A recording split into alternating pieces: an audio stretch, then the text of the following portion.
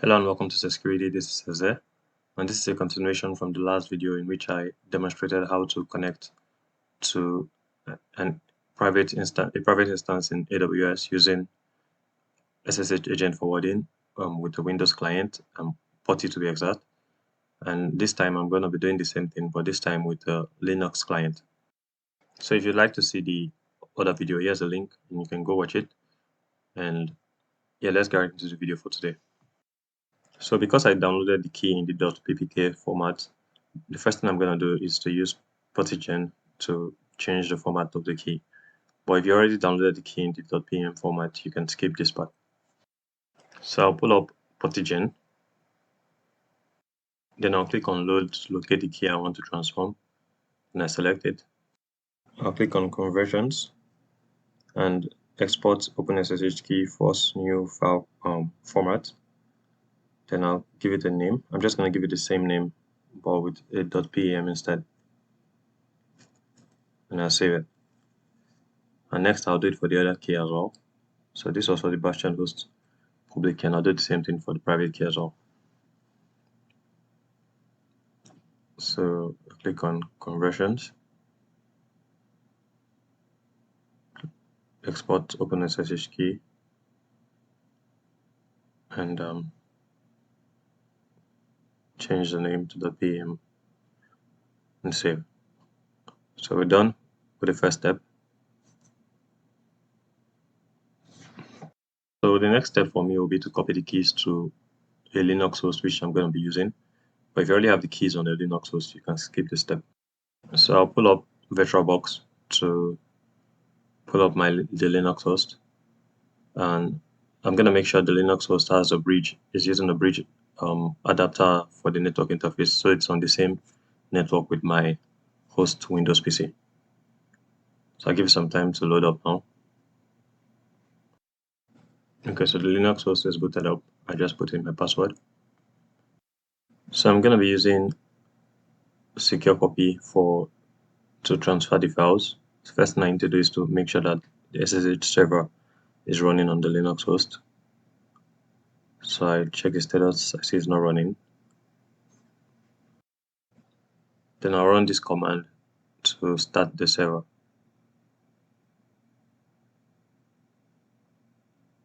And now I can check again and see it's active. So now I can return to the Windows host and begin the transfer.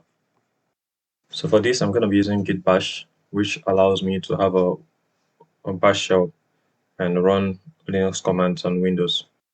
I'll leave a link in the description if anyone wants to get it. So I pull up the git bash program and go into my downloads folder. This is where I have the key files that I want to transfer. So I'm going to use the PSCP program to do the transfer. I'll specify the key I want to transfer, and I'm going to give a username at the IP address of my Linux machine. So I'm going to confirm the IP address using the ifconfig command. So I'm going to use the IP address that's on the same network with the Windows host. So I'm just going to type it into the command, the bash shell. And I can also give it like the location and the location I want it to go to in the Linux host, and what name I want to give it as well.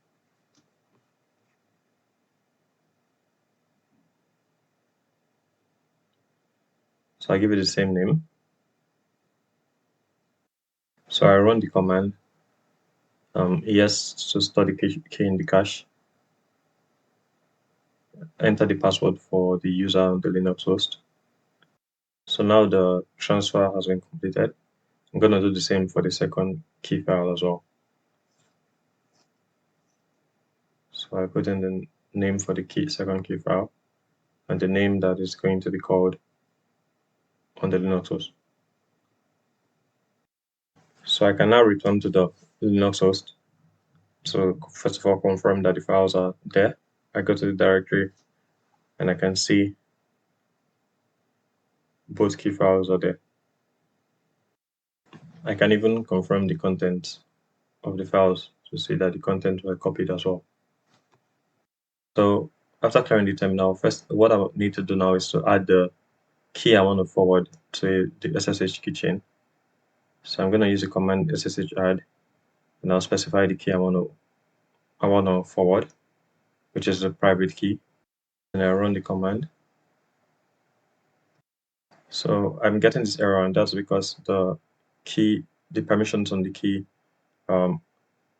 allows it to be readable by everyone. So I need to change the permissions on the key. So I use the chmod to change the permissions on the key, and now I can run it again, and the key has been added to the keychain. So I also do this for the Bastion host key, private key as well. Change the permissions to make it only readable by the user owner.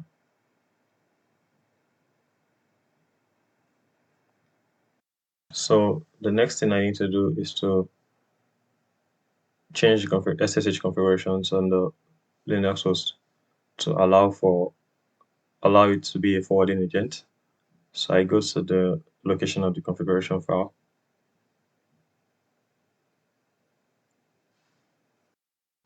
So yes, you want to run the command as well with the sudo to give you administrative permission. So I'm going to make a couple of changes.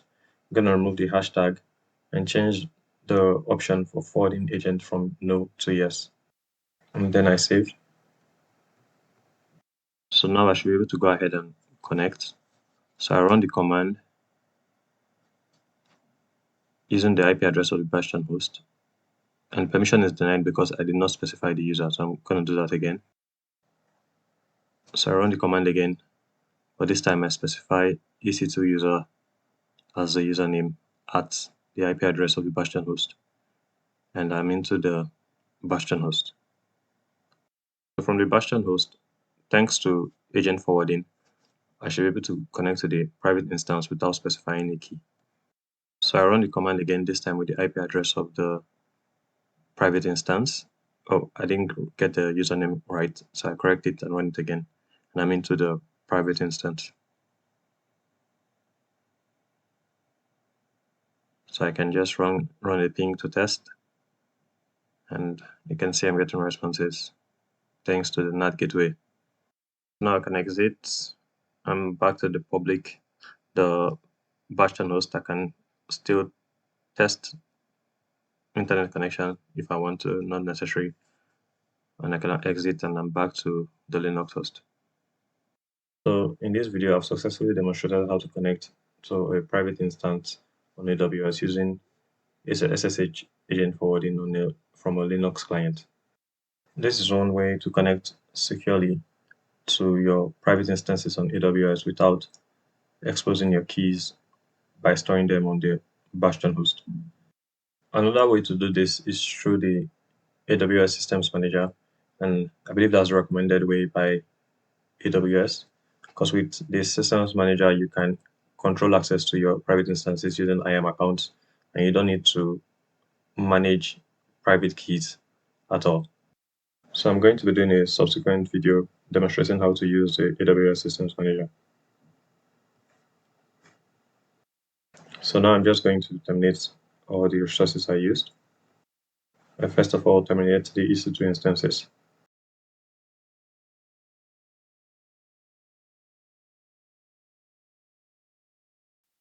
Next, I go to the VPC console and delete the NAT gateway. Confirm delete. I'll give it some time to be deleted. Can take a couple of minutes. So now the NAT gateway is deleted. I'll go to Elastic IPs and release the Elastic IP address as well, so I don't get charged for it.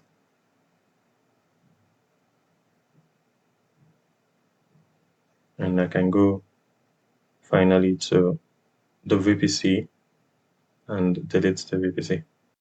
So thanks for watching, and I'll see you in the next video.